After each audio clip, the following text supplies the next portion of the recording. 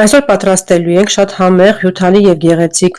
ռուլետ խոզի վզամսից։ Սա հենց այն բաղադրատոմսն է, որը կարելի է պատրաստել թե տոնական սեղանի, թե առօրյա ճաշի համար։ Շատ համեղ և հյութեղ է ստացվում։ Այս ռուլետը կարող ենք պատրաստել նաև խոզի փափկամսով։ Միսը բացում ենք շերտի նման, որպեսզի հնարավոր լինի հեշտ փաթաթել։ Միսը սկսում ենք բացել ներքևի հատվածից։ Արեք այնպես, ինչպես ցույց եմ տալիս հոլովակում։ Շատ հեշտ և արագ է ստացվում։ Միսի վրա փռում ենք թաղանթը և թակիչ օգնությամբ թեթևակիորեն ծեծում ենք, այնքան որ միսը մի փոքր դառնա ավելի փափուկ և հավասար։ Առանձին միսը համեմում եմ աղով, այդպես ավելի լավ է համեմում, որից հետո պատրաստում եմ թանձրուկը։ Թանձրուկի համար մեզ պետք է կարմիր և սև պղպեղներ, չոր աջիկա, սխտոր, սոյայի սոս և բուսայուղ։ Կարող եք համեմել նաև ձեր նախընտրած տարբերակով։ Թանձրուկի մի մասը պահում ենք վրան քսելու համար, իսկ մյուս մասը լավ տարածում ենք մսի վրա,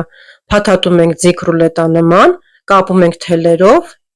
և նորից համեմում ենք աղով և թանձրուկով։ Միսը լավ մերսելուց հետո փաթաթում ենք կերակրի թաղանթով կամ փայլատի թեղով, թողնում ենք մարինացվի 1-ից 2 ժամ։ Եթե փայլատի թողով եք փաթաթել, կարիք չկա էլ հեռացնելու, անմիջապես դնում եք ջեռոց եփվելու։ Ինձ մոտ ջեռոցի համար նախատեսված տոպրակ է, ես այդպես եմ պատրաստելու։ Եփվելու ժամը որոշում ենք մսի քաշով։ Ինձ մոտ 2.5 կգ է, եփելու եմ 2.5 ժամ։ Այսինքն 1 կգ-ը մոտավորապես 50 րոպեից մինչև 1 ժամ։ Ջեռոցից հանելուց հետո ստուգում ենք եփված լինելու աստիճանը։ Ստուգում ենք դանակի օգնությամբ։ Եթե կզգաք, որ դեռ տեղ ունի եփվելու, նորից տեղափոխեք ջեռոց։ Հեռացնում ենք ավելորդ թելերը, որից հետո վրան քսում ենք թանձրուկը։ Թանձրուկի համար մեզ պետք է կետչուփ և սոյայի սոուս։ Քսում ենք և տեղափոխում ենք նորից ջեռոց 5-ից 10 րոպե, մինչև մի փոքր կարմրի։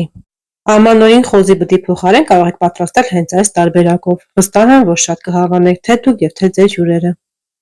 Տեսեք, թե ինչքան լավ է ստացվել։ Միսը շատ փափուկ է մնացել, հյութեղ և պահպանել է իր տեսքը։ Այսօր էլ այսպիսի համեղ ու տարբերվող բաղադրատոմս էի պատրաստել ձեզ համար։ Հուսով եմ հավանեցիք։ Դուք էլ պատրաստեք և կիսվեք ձեր կարծիքով մեկնաբանության բաժնում։